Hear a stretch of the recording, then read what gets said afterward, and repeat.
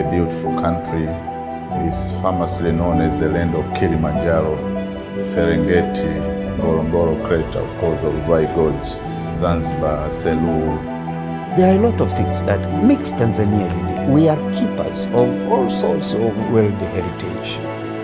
So many options. You can go to wildlife areas. We have fantastic beaches. We have fabulous islands in Tanzania, fantastic water bodies. I think we in this country are blessed. We've got the best wildlife. We've got amazing culture. Wow, there's so much to talk about Tanzania. Every region you go, you will always find uniqueness. It is the land everyone would wish to go and stay. People are very friendly, they are very warm, with very nice smiling face and welcoming, very authentic. If you go back into history, our forefathers have set a very solid foundation. Tanzania is a country that has played a crucial role to influence stability in many other countries. Tanzania got its independence in 1961, and we got our independence peaceful. Our father of the nation, Mwalimu Julius Nyerere, declared that we can't be free if the rest of Africa is not free. So soon after our independence, Tanzania adopted a policy of supporting the rest of South African countries, Zambia, Zimbabwe, Namibia, Angola, Mozambique, down to South Africa. Allocate part of its land for the freedom fighters to stay in Tanzania, to contribute to the liberation of other countries in Africa. We were proud of being Tanzanian, a country which was led by Mwalimu Nyerere, the icon of this country. The president who has shown without fear, we must do everything by our own. So this is also the spirit of Tanzania. We stand as one. It's an amazing place. It has sort of unbounded potential. There's high population growth, there's big plans for development. And I look at the direction of the country where we are heading, and I can only see positive. We are no longer a poor country. We are moving, producing our own things and also exporting our own things. It's one of the countries in Africa which economically is very, very stable. You have all of the prospects of growing. It is well developed in terms of infrastructure, international airports, good roads. So when that is combined with the abundance of tourist attraction, that makes Tanzania a very good place to live and work.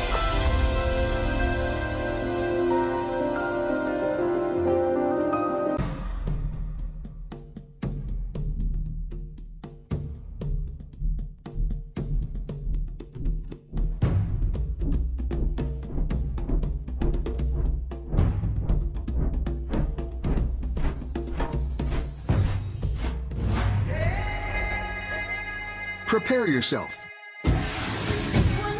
for an epic adventure through a land inhabited by peoples who cling tightly to ancient traditions, while their fellow countrymen freely embrace the marvels of modern life. It's a place that lays claim to being the cradle of all mankind and boasts of fabled spice islands of rare beauty that reveal both a dark past and a shining example of how people of differing traditions can live together in peace and friendship.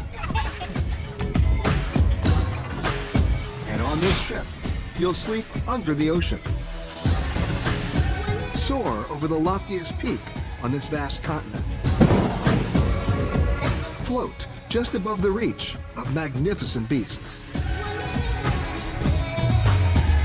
and descend deep underground in search of rare, precious gemstones found nowhere else on Earth. And our guide on this special journey is someone who knows this country better than most. She has explored its vast terrain, talked to its many peoples, and championed their dreams. She's a woman who's lifted herself from humble beginnings and overcame cultural challenges to confidently lead this country onto the world stage at a critical time in its development. Her name is Samia Suluhu Hassan, and she is the President of Tanzania. So buckle up. We're going on an exclusive inside the security bubble trip with the sitting head of state as she shows us her country as only she can. The President wanted to get a much better view and pulled us over. We change it here. We are safe here.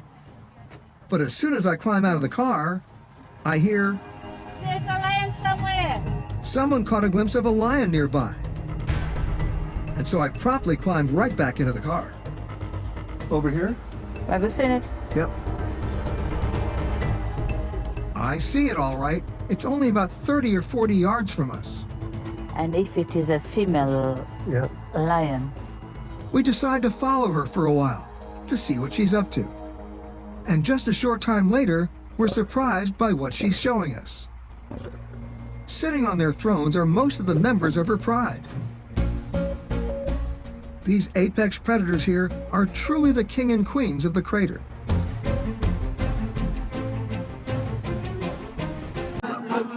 You see them jumping? This is showing their strength to the young girls. So they're trying to impress them.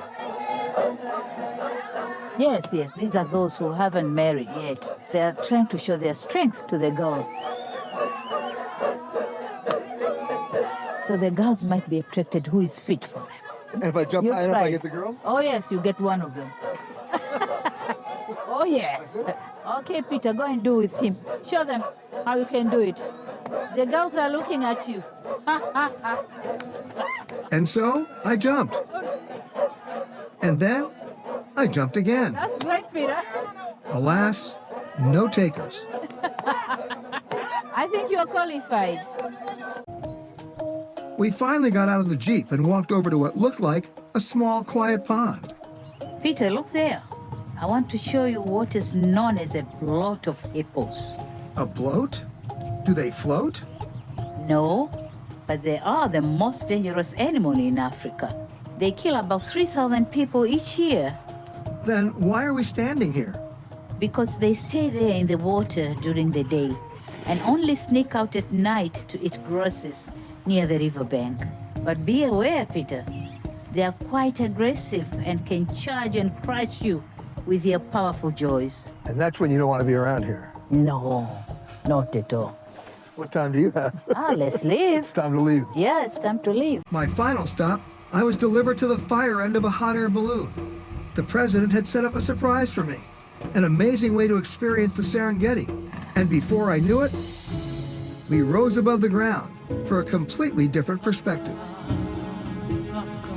Floating above the Serengeti is like peering off into eternity. In fact, the name comes from a Maasai word, a place where the land runs on forever. The national park itself has been designated as a World Heritage Site and is probably the world's most famous game reserve. This is the way to start your day in Serengeti. I agree.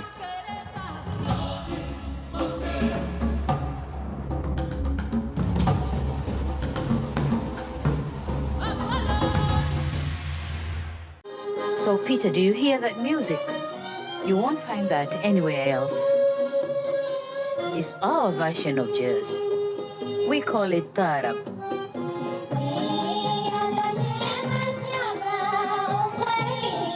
It fuses African, Arabic, and Indian musical influences. And it's always brought all the cultures together here. And when the concert's over and darkness starts to fall, another show takes place. I like to look out at the sea, hear the dhows return home, and watch the lovers stroll arm in arm along the waterfront. Look Look at the young boys, Peter. They are showing off their bravery by running and jumping and diving off the seawall into the ocean. It reminds me of my childhood. Tanzania is a unique country. We have allocated over 30% of our land for wildlife, for flora and fauna. Tanzania actually protects and conserves a little bit more than 33% of its land, and it is covered by more than 50% by forests.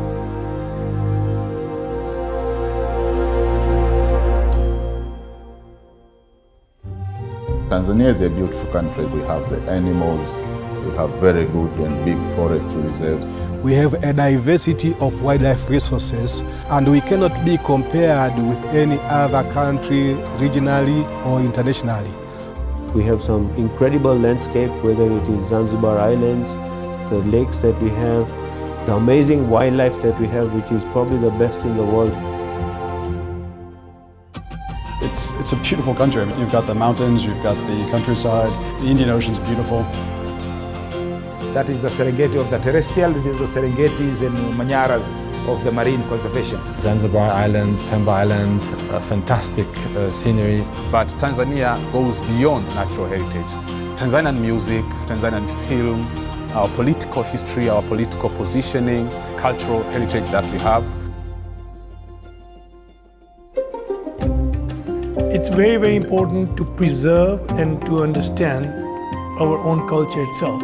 If you look at all these carvings, it shows you the amount of talent we have.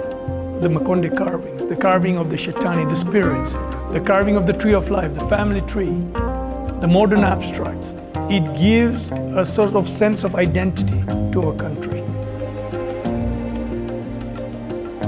For us, heritage is everything, is a value. We have our food, our aroma, our music, our way of life, how we live.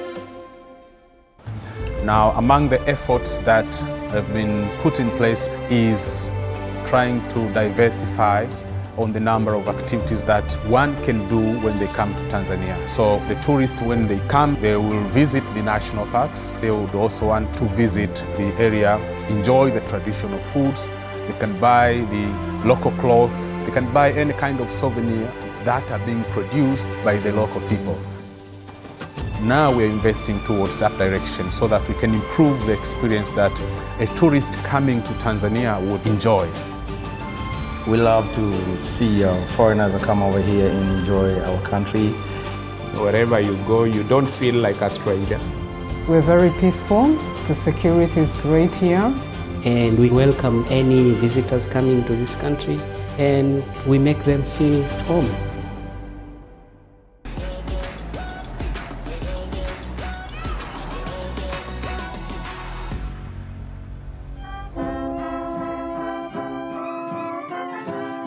It was built back in 1922 by the British colonial government on 33 acres overlooking the Indian Ocean.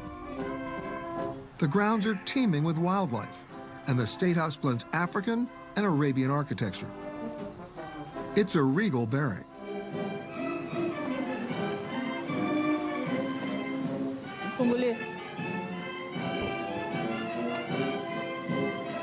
Hi, Peter. Welcome to Tanzania. Madam President, thank you so much for having me. Nice having you here. Nice having me here. Please, Yeah. welcome. What a beautiful state house. I understand it's an accepted cultural practice that most Tanzanians refer to the president as Mama Samia, but I'm still more comfortable calling her.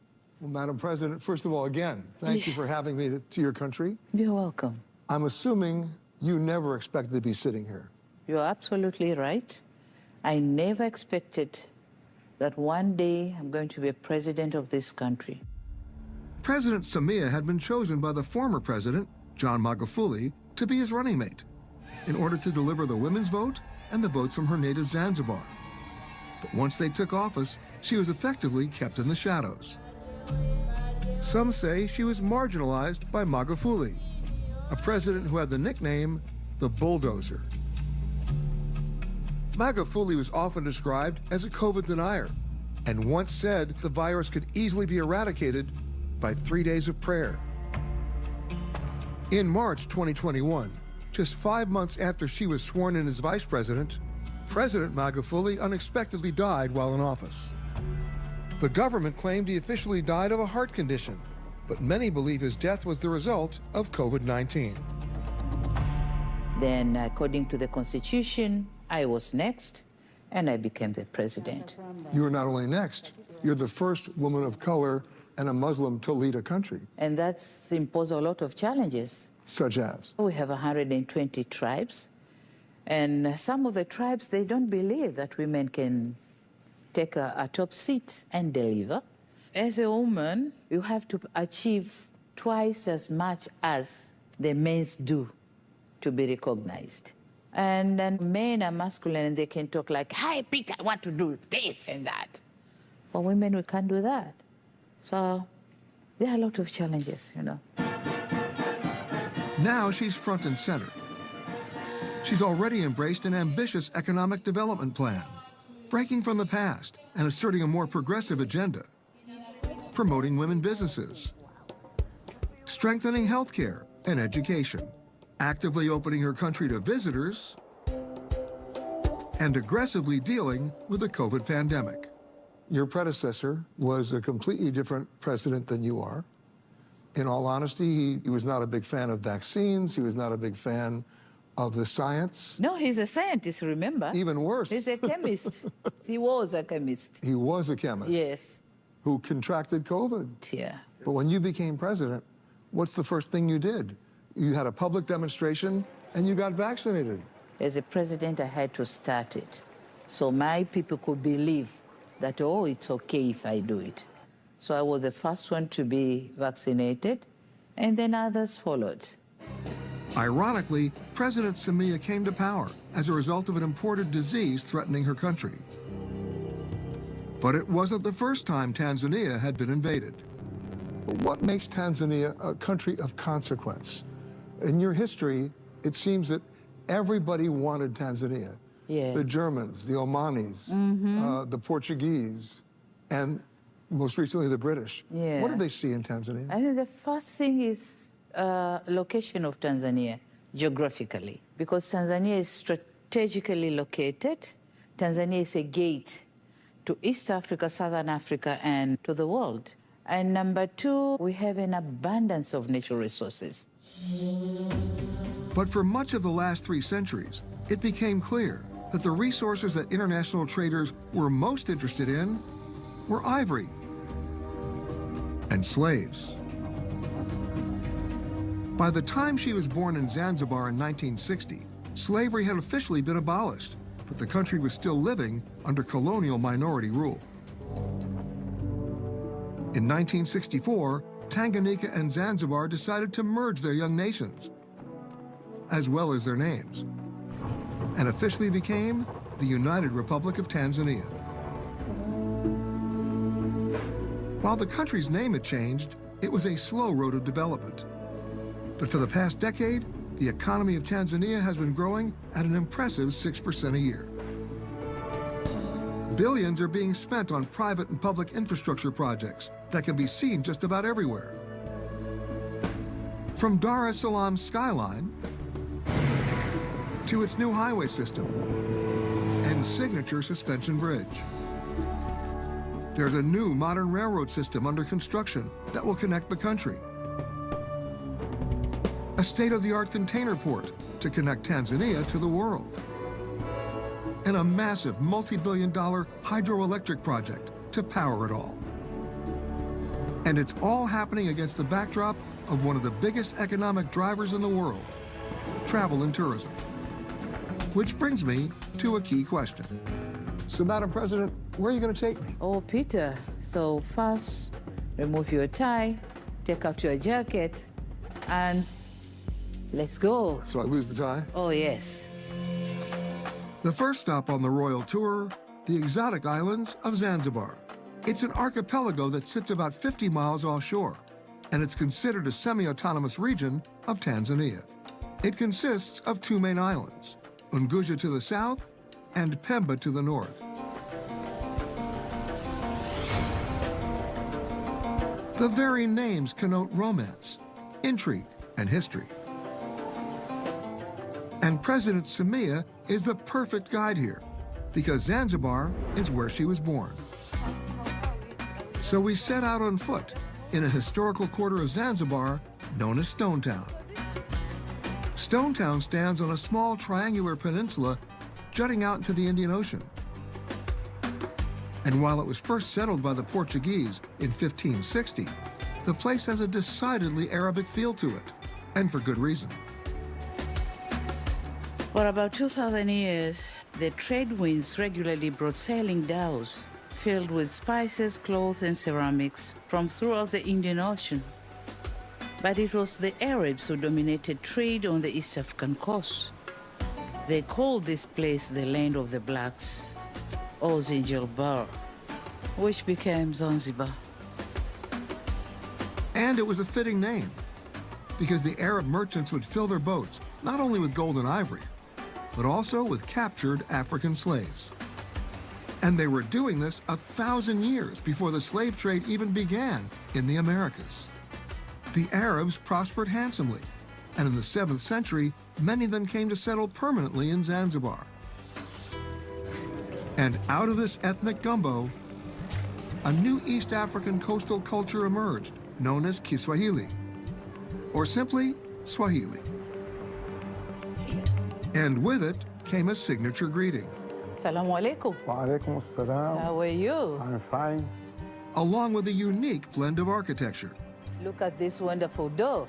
Wow. You see it? It's amazing. So it's a mixture of Arabic and Indian crafting. Wow. It's beautiful. Yes. Stonetown has been recognized globally as a UNESCO World Heritage Site. That's a point of pride for the locals. But I gotta warn you, it can be a confusing labyrinth. The narrow streets. Yep.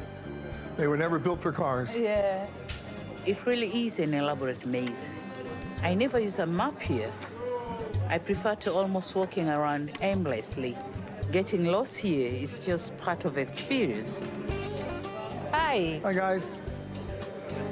This way. Oh, look at this alley. Wow. But you know, my favorite thing I used to do in Stonetown was just people watching in Joe's Corner, because the history of Zanzibar is literally told through the faces of our many different people here.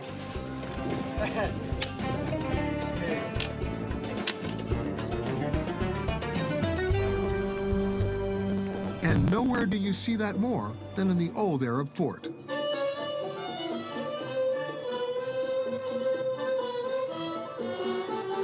So, Peter, do you hear that music? You won't find that anywhere else. It's our version of jazz. We call it tarab.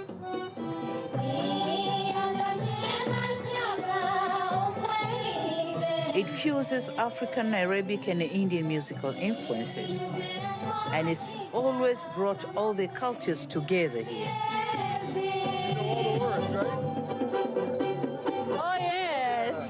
But my favorite part are the singers with their Swahili love songs. I soon learned that if you enjoy her music, it's customary here to approach the stage and give them some shillings as a tribute.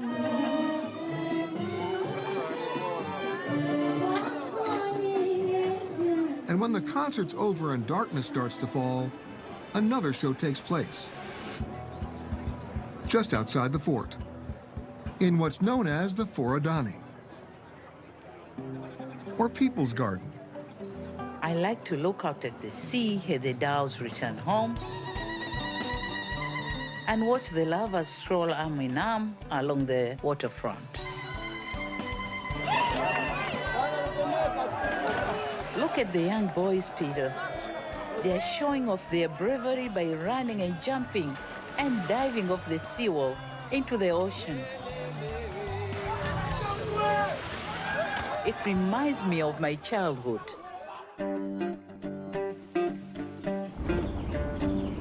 The next morning, our journey took us through rural villages where life moves at an ancient pace, to where the road ends at a sleepy fishing village called Kizimkazi.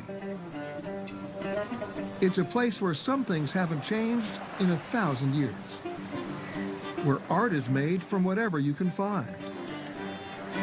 The children's playground, a beached fishing boat.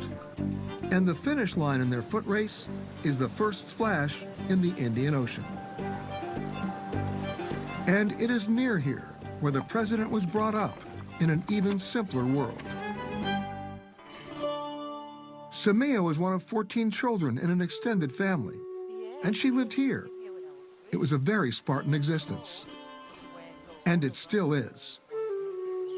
It's also where her morals and values were shaped. This is my first mosque. Hard to believe, but it was originally built in 1107.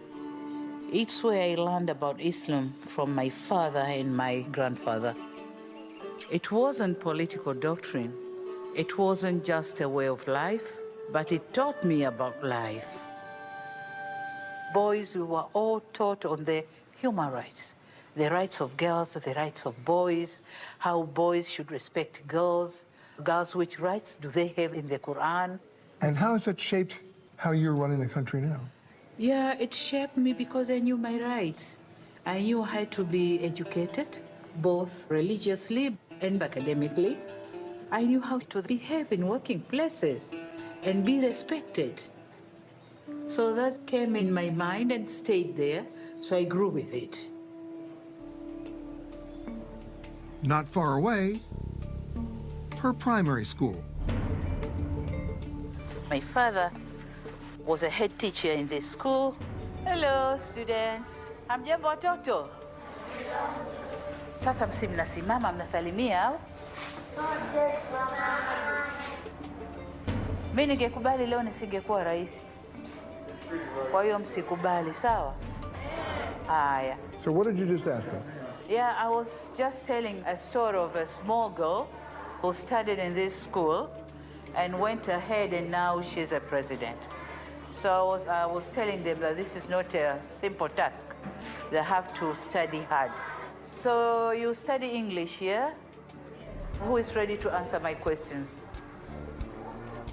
Just simple one, just simple one. Stand up. Which is your favorable subject? Maths. So you like mathematics? Oh boy. That's good. Okay, I've got one. How many want to be president? Nani wanataka kuwa marais? Ah, you got trouble. Yes. You got competition here. Yeah. But clearly, at this age, there's at least one goal much more important than holding the country's highest elected office. And that's recess.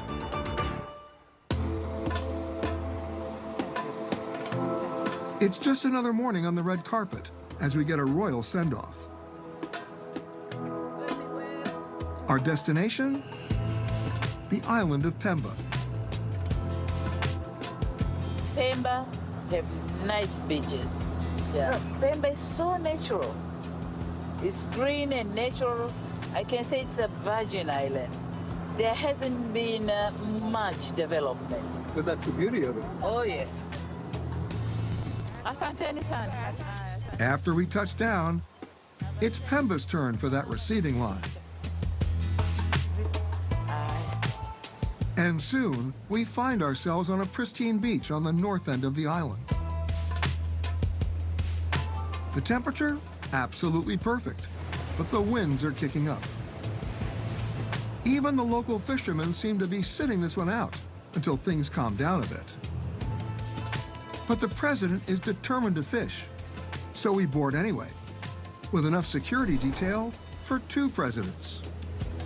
The captain quickly prepared the boat, and we headed out. Joining us on board is the president of Zanzibar, Hussein Mwinyi, and Mariam, the First Lady.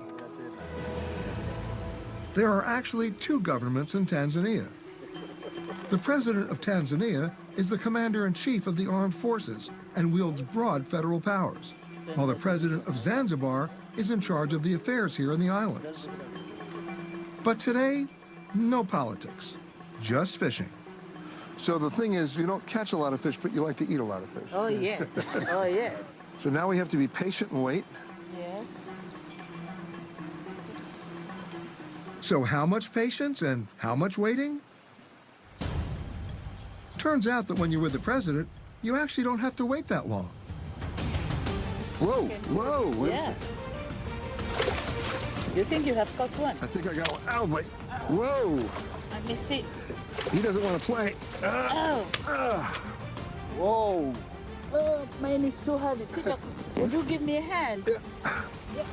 Oh, oh my God. Yeah. It is that. It's heavy. It's bigger. Ooh. The biggest one is mine. The biggest one is for the president. Wahoo, wahoo. I've done it. I caught it. What is it? Yeah, wahoo. Wahoo to you.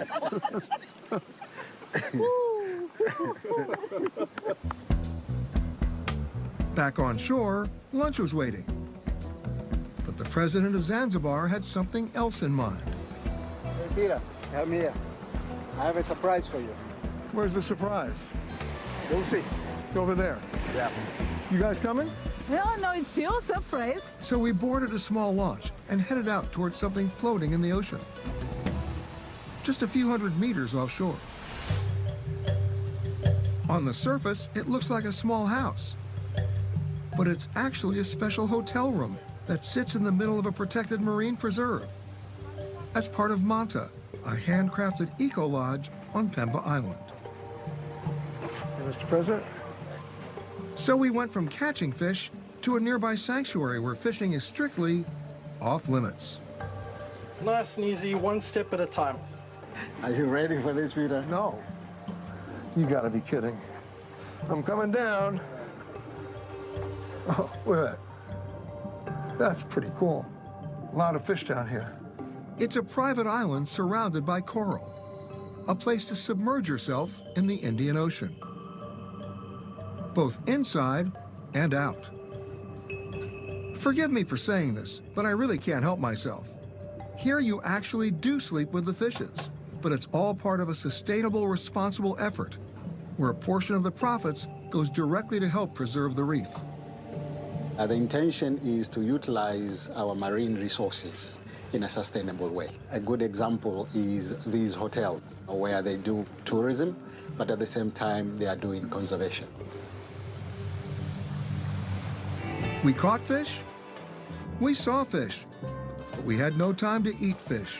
The president says we've got to fly across the Straits of Pemba to a quick and unexpected road trip to an undisclosed location.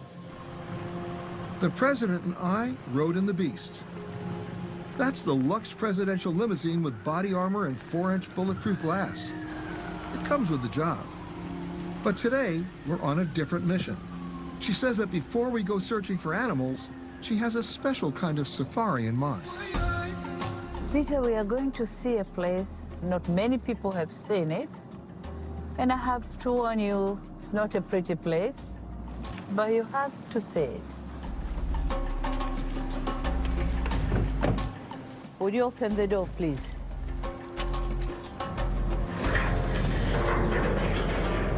Okay. See? Oh my God. And it goes on and on.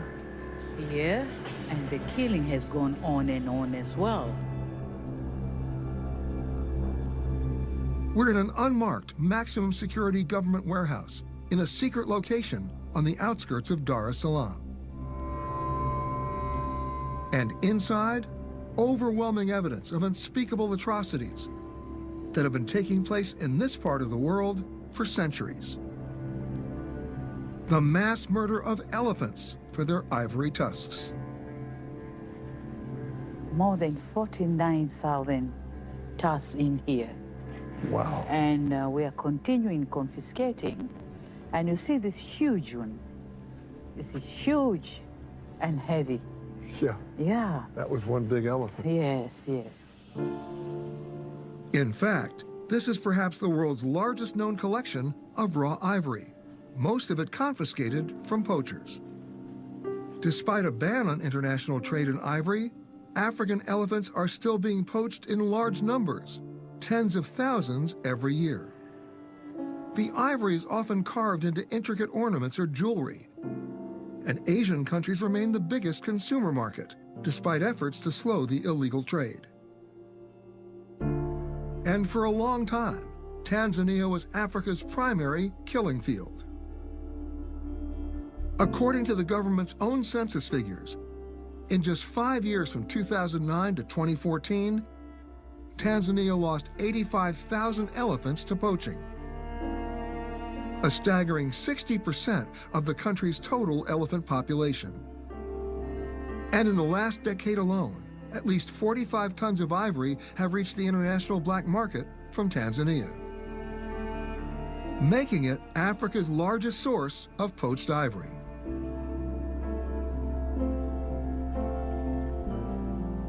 Would you bring that big one and heavy one for weighing, please? How much does it weigh? 85 kilos. Wow. 85 kilos. And how much is that in pounds? Almost 200 pounds. 200 pounds. It's hard to imagine how slaves in chains were able to carry these giant tusks 600 miles from the interior to the coast, and to think this took place for more than 200 years. Many of the slaves died from the ordeal, and those who survived were sold, all part of the inhumane culture of racism and commerce. So they killed a very large elephant for 2 of these. Can you imagine? I don't want to imagine. Really sad. So sad. But in the last 6 years, Tanzania has arrested more than 2,300 poachers, leading to a 90% reduction in poaching cases. Look at this, 2021. Yeah, it's still going on. We continue confiscating. Meanwhile, all the ivory sitting idle in this warehouse is now worth in excess of $50 million. But it's not really a tangible asset. Peter, selling this ivory on the open market would only send a wrong message and likely drive demand higher, thus leading to even more poaching. So for now, the ivory remains here in this heavily guarded vault, hopefully sending the right message. Peter, we are in dilemma. You know, we can't sell them. We can't ban them.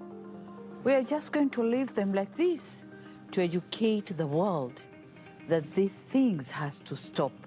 This is elephants' genocide. It really has to stop. Well endowed with some of the best gold deposits in the world. But we know for sure that there's more to come. Tanzania is largely underexplored, and it's a sure bet that you want to be here investing in this country. We have all the mines that other African countries and the rest of the world have: gold, copper, diamonds.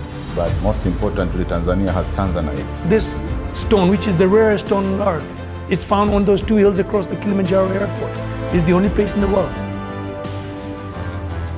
At last, Tanzania is waking up and taking measures to manage its resources, to develop the country's economy.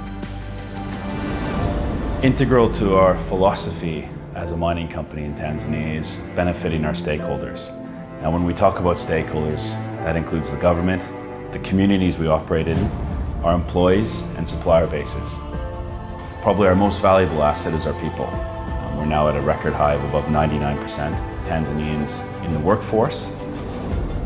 They're incredibly skilled, they're dedicated, they're honest, they're motivated. But core to that is being able to train, develop, and add more skills to this workforce. Nearly half of our employees come from the surrounding communities where our mine is. Empowering is the key word, and educating the communities with alternative livelihood programs.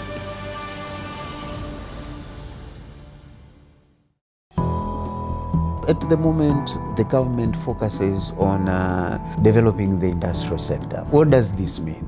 There should be sufficient access to funding. It is critical.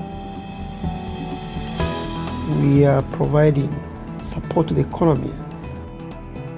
As a bank, apart from providing normal savings, we are providing credit to individuals, but also working with the government to support the bigger projects. We work with many construction companies, we work with many contractors, and we support the infrastructure growth. Our contribution to the Tanzanian business is very significant. The value add that we create, the number of jobs that we enable, and the businesses that we support. When you identify drivers for growth, then we align our objectives into that. We want to be part of the solutions of some of the problems that the societies we are serving. The government focus now is really industrialization. Industrialization requires capital, and the financial sector is a critical player. We play a very key role in financial inclusion, especially. Create an environment for the SMEs to start their businesses and to grow their businesses. We offer products that caters for the needs of everyone in this country. And in that context, we are actually saying we are bringing prosperity to our people. There is a growing public confidence in what the government is doing and what the central bank is doing.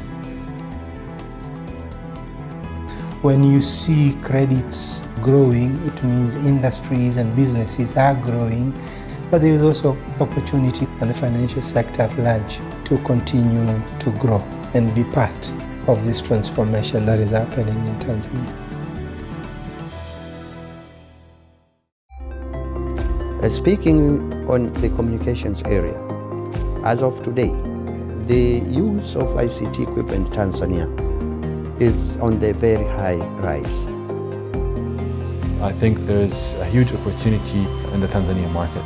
We are going to continuously invest to be able to change lives through technology. The backbone of that is connectivity. We have expanded our 4G network across the different regions in Tanzania. Come 2024, 90% will be covered. Everybody is reached. One of the key things that we do in Tanzania is to bring digital lifestyle and digital tools for every Tanzanian, to use technology as the centerpiece of driving economic development in the country. The communications, especially mobile communication in Tanzania, has been the driver to the digital financial inclusion. M-Pesa were one of the products that we are very proud of in Tanzania. We have so far close to 9 million customers that are using mobile money. 45% of the GDP are being transacted via M-Pesa, and that's close to 3 trillion shillings on a monthly basis. We are supporting in a cashless ecosystem in Tanzania, from the supplier to the trader, all the way down to the consumer. Tigo Pesa is a mobile money platform started as a simple remittance business, transferring money from point A to point B. Today, it's evolved into a fully fledged financial services provider, offering a payment platform for merchants, offering loans and savings. This ecosystem enables people from all parts of the country to get access to financial services that ordinarily they would not have been able to access. I believe there is a lot more that we can do, and we can grow these services to make sure that we digitize completely cash in Tanzania.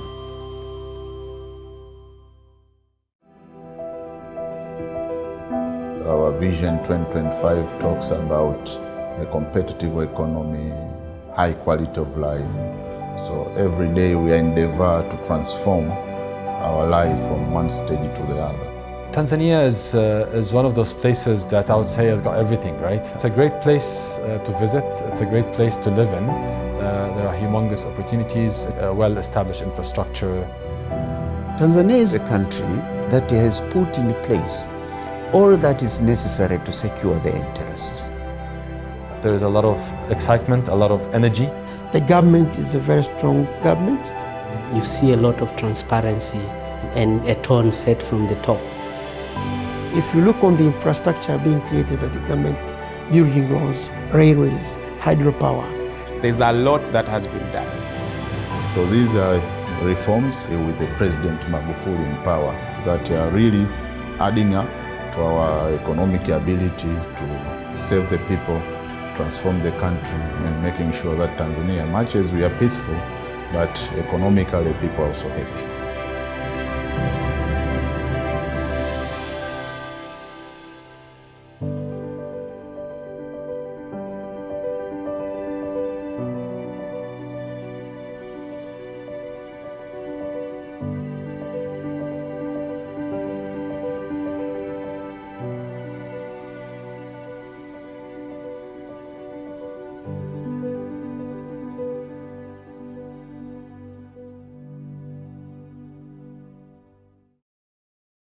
Very nice landing.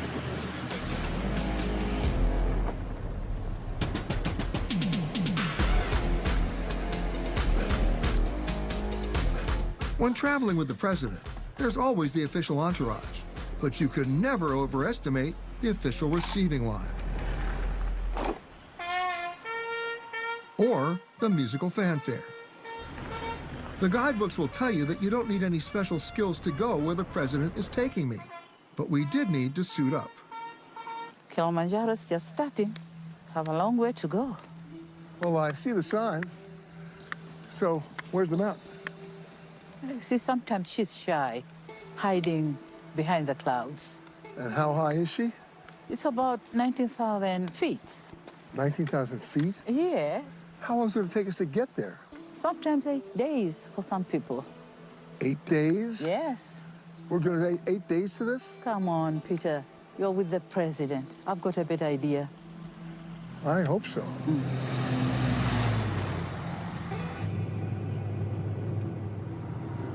Yeah, this part is nice. Even by plane, it seems to take us forever to climb up to the so-called roof of Africa. Patience, Peter. Pole, pole. Slowly, slowly. We'll get there. You see it now? No. No. Up there, we're gonna see it. This level is cloudy. See the other small mountain over here? Yeah, yeah. You just see the tip of it. And that's it. The first mountain peak we're able to see is called Moenza, and it's one of 3 volcanic cones that combine to spew lava and create the larger Mount Kilimanjaro, about 1 million years ago. Oh, there she is. Oh, yeah. Yes. The top.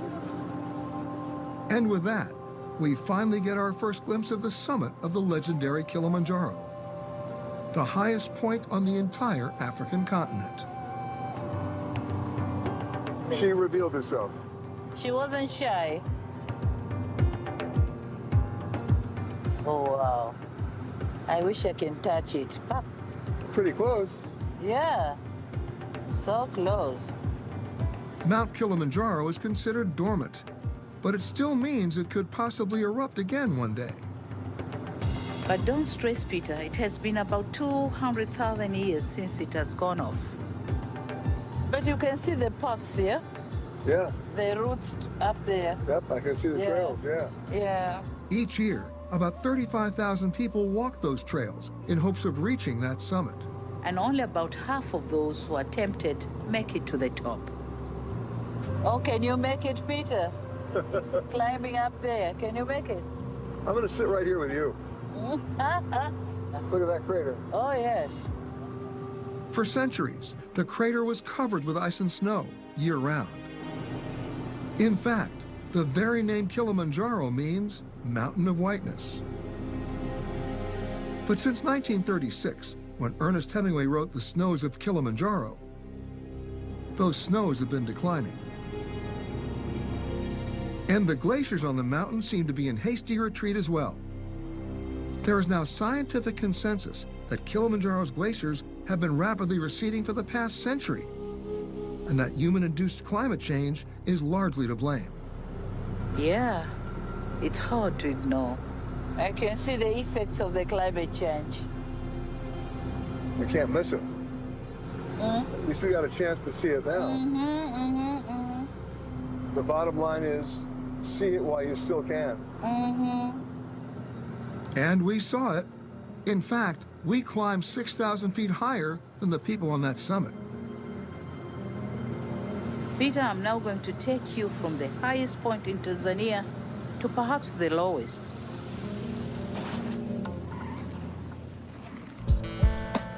Just down the road from the Kilimanjaro airport, we drive into a secure area surrounded by troops, high perimeter fences, and cameras. And I soon learn why.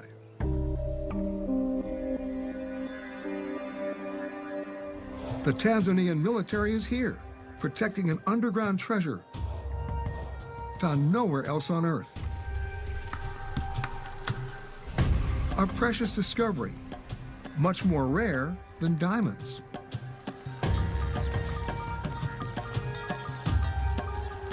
In 1967, a Maasai tribesman was tending his herd here, in the foothills of Mount Kilimanjaro, when he stumbled upon some shimmering blue crystals scattered on the ground. And they found their way to Tiffany's in New York to be evaluated. There, they were cut, polished, and given the name Tanzanite, in honor of Tanzania, the only country on Earth where these gemstones are found. In fact, Tanzanite can only be found right here, in a small 2-kilometer by 4-kilometer area behind these gated walls. And some experts consider it the most important gemstone discovery in the last 2,000 years. And some of the miners were waiting for us. Hi, guys. You see down there, How far down is that, guys? it's more than 3 miles.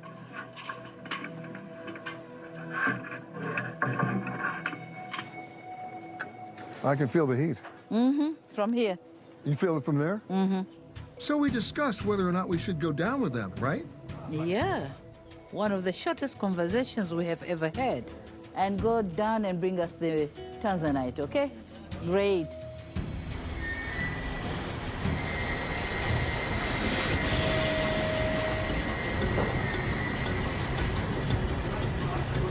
Once down, the drilling team can finally begin boring into the rock face to place dynamite and explode the area in order to reach the Tanzanite veins. Later, at a processing facility above ground, the stones didn't look very impressive.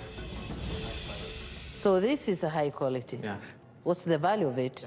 1,058 US dollars. 1,058 US dollars. And that's just for the unprocessed stone. Once processed and polished, the finished Tanzanite price is a big multiple of that. But the law of supply and demand is at work here. There's only a limited supply of Tanzanite remaining, and many experts think it will be all mined out within 20 years.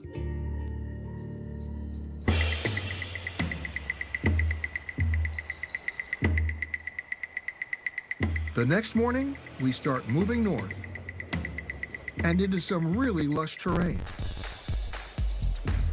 On our way to the remains of a massive ancient volcano, the Ngorongoro crater, home to the highest density of predators on Earth. But first, we had to escape another reception line.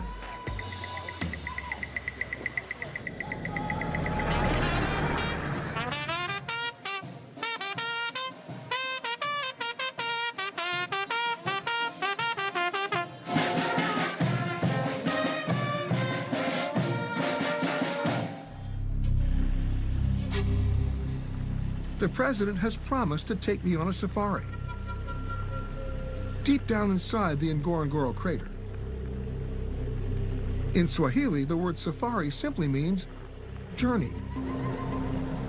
But today, people use it to mean seeing Africa's great wildlife up close. But at the moment, we're not seeing much wildlife, or much of anything for that matter. Pretty foggy today.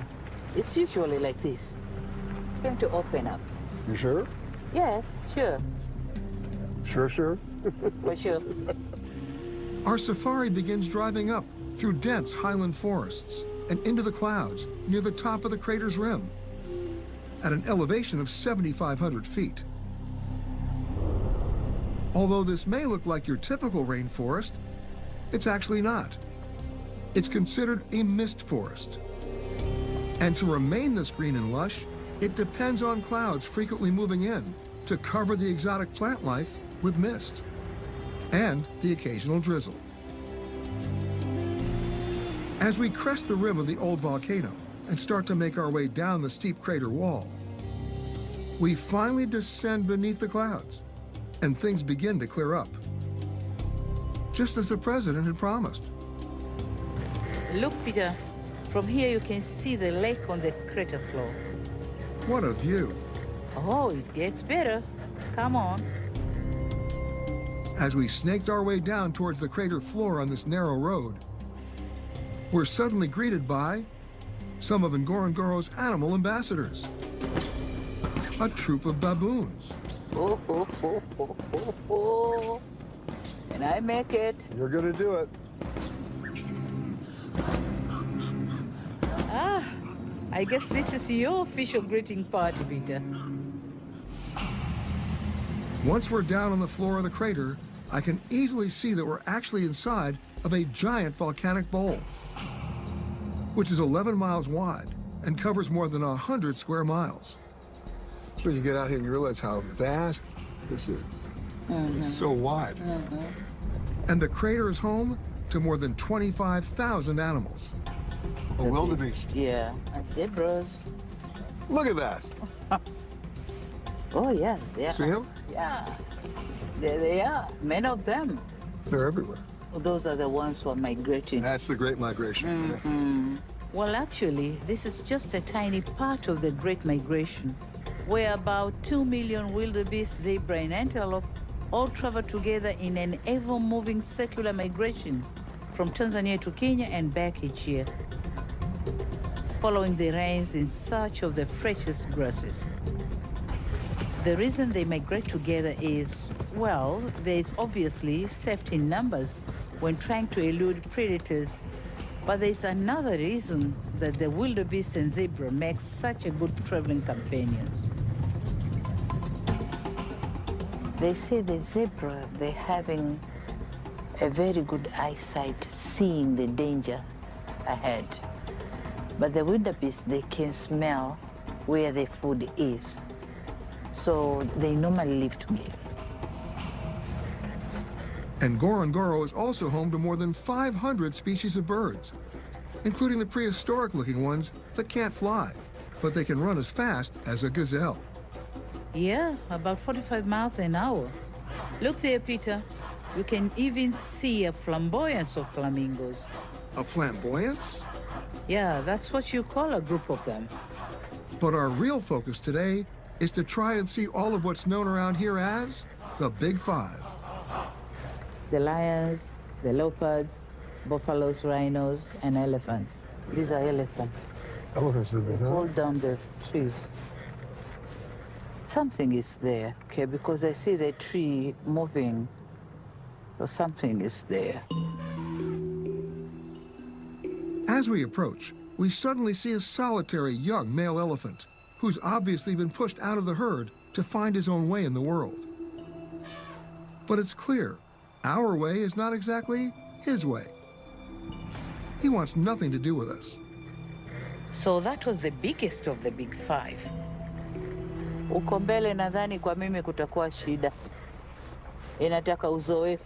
The president wanted to get a much better view and pulled us over. We change it here. We are safe here. But as soon as I climb out of the car, I hear... There's a lion somewhere. Someone caught a glimpse of a lion nearby. And so I promptly climbed right back into the car. Over here? Have you seen it? Yep. I see it all right. It's only about 30 or 40 yards from us. And if it is a female lion?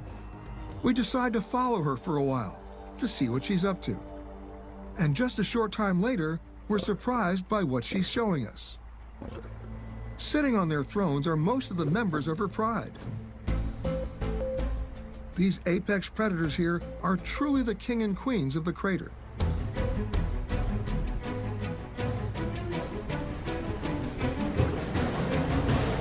Gazelles are eating grasses, then they come here for salt, and they make their meat be palatable. And that's why the lions eat them. So basically the lions are sitting around waiting for a touch of salt. Mm-hmm. This is the appetizer. What do we have over there? Is that buffalo over there? Yeah. So do all those buffalo know that these guys are here? Yeah, but even the lions, they're asking themselves if they should go there, because the buffaloes are so many, and they are going to fight them. So we just need to see the rhino and the leopard. Yeah, but what do we end up seeing next instead? Pigs. You mean the warthog? Yeah, warthogs. That's my favorite animal. You know why? Because nobody likes them. I like them. But they have bad face. Ugly. I know. Nobody. I like them. Ugly face. The president just called you ugly. And you're not one of the big five either. But this guy is. Wow, that's one big rhino. Mm-hmm. Peter, that's the fourth one. Seeing a black rhinoceros in the wild is almost like seeing a dinosaur. In 1970, there was an estimated 65,000 black rhinos in sub-Saharan Africa alone. Today, there are only about 5,000 left. They're on the critically endangered list. And the biggest threat remains: poaching. We finally got out of the Jeep and walked over to what looked like a small, quiet pond. Peter, look there. I want to show you what is known as a bloat of hippos. A bloat? Do they float? No, but they are the most dangerous animal in Africa. They kill about 3,000 people each year. Then why are we standing here? Because they stay there in the water during the day and only sneak out at night to eat grasses near the riverbank. But be aware, Peter, they are quite aggressive and can charge and crush you with their powerful jaws. And that's when you don't want to be around here. No, not at all. What time do you have? Let's leave. It's time to leave. Yeah, it's time to leave. As we moved beyond the crater, we suddenly encountered the tallest mammals on Earth, the Maasai giraffe, native only to southern Kenya and Tanzania. And then, suddenly, I caught sight of one of the most elusive creatures in Africa, the leopard.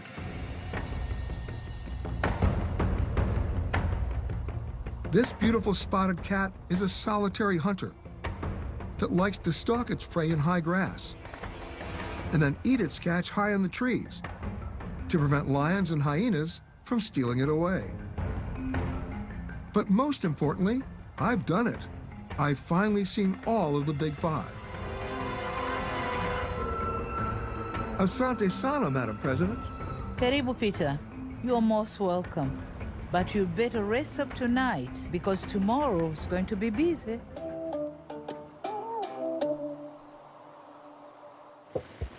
Salam. Hi, everybody. Oh.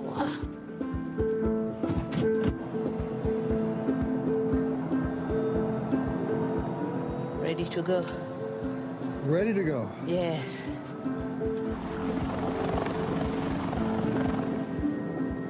Leaving the Ngorongoro, we head northwest towards the famous plains of the Serengeti. Peter, all those round things down there are the Maasai bomas, which are small villages. And the Maasai are a semi-nomadic tribe who live off the land and their livestock. The Maasai are one of the newest survivors in Tanzania.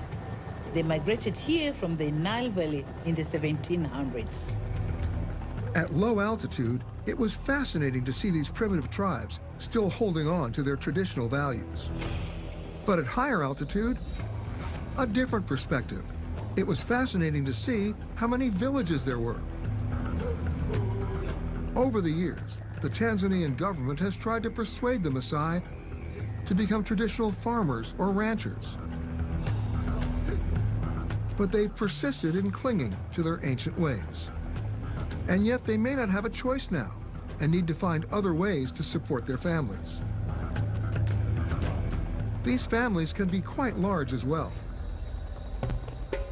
Since a Maasai man can have multiple wives, and since his wealth is partly measured by how many children he has, it's not uncommon for a man to have 18 to 20 and want even more. Yep, that's true. Some have now opened their villages to visitors, like us. We hit the ground walking. And soon we were welcomed, met with a special greeting, a tribal song.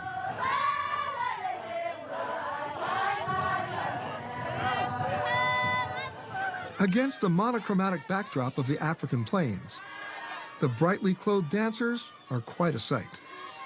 These performances are not only a way of educating foreigners about Maasai culture, They also serve as one way of helping to keep their traditions alive, as their way of life is slowly being transformed by modern society. Their voices are their instruments.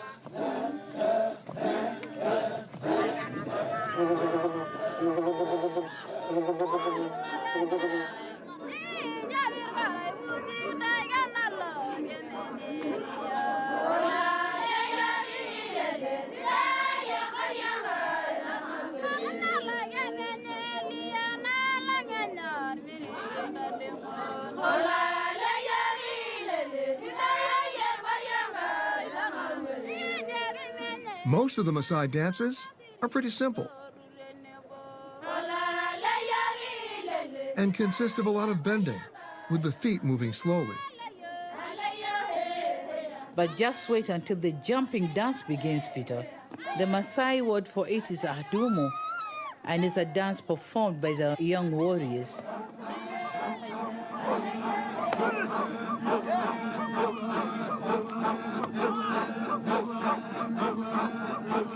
You see them jumping? This is showing their strength to the young girls. So they're trying to impress them. Yes, these are those who haven't married yet. They're trying to show their strength to the girls. So the girls might be attracted who is fit for them. And if I jump high enough, I get the girl? Oh, yes, you get one of them. Oh, yes. Like this? Okay, Peter, go and do with him. Show them how you can do it. The girls are looking at you. And so I jumped. And then I jumped again. That's great, Peter. Alas, no takers. I think you're qualified. You did it, Peter. Great, great, great. My final stop, I was delivered to the fire end of a hot air balloon. The president had set up a surprise for me, an amazing way to experience the Serengeti, solo. And before I knew it, we rose above the ground for a completely different perspective. Floating above the Serengeti is like peering off into eternity. In fact, the name comes from a Maasai word, the place where the land runs on forever. The national park itself has been designated as a World Heritage Site and is probably the world's most famous game reserve. This is the way to start your day in Serengeti. I agree.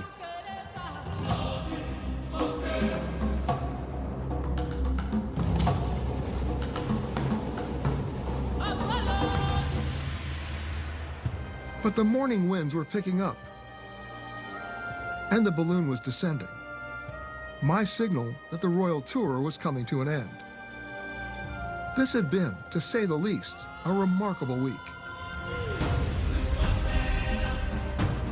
In just 7 days, we had seen history very much alive in Zanzibar. Fished in the Indian Ocean. Whoa! Learned the dark side of humanity, as well as the hope and promise of a country. Soared over Kilimanjaro. Seen precious jewels, and then the real jewels, the Big Five, as well as the challenges still facing them. And the tribes that still continue their old traditions. Then drifted over the expanse of the crater and the never-ending majesty and fragility of the Serengeti.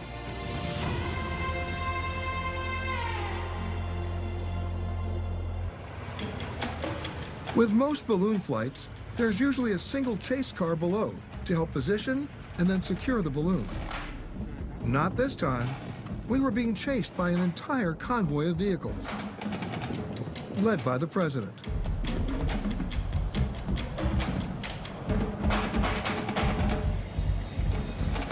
And judging from my previous balloon experiences, it was a pretty gentle landing.